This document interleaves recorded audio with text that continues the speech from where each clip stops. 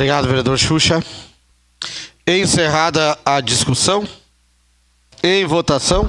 Para declarar o voto, senhor presidente. Para declarar o voto, o vereador Zé D'Ambrosio. Pois então, é um momento importante e quero declarar que voto sim e relembrar, inclusive, que por muitas vezes, Felipe, a Ismel esteve lá com o Ashton, com o Citon e o Cafu.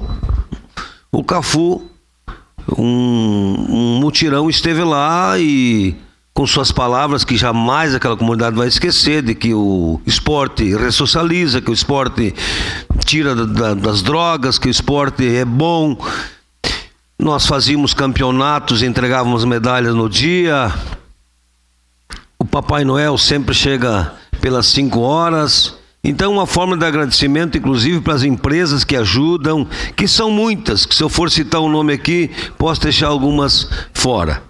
Então, senhor presidente, mutirão de Natal da Zona Norte, que continua unido, com todas as suas diferenças, mas que a gente tem a coordenação do Jairo Gomes, unindo aquela comunidade, com todos os serviços públicos, que é importante que estejam presentes também.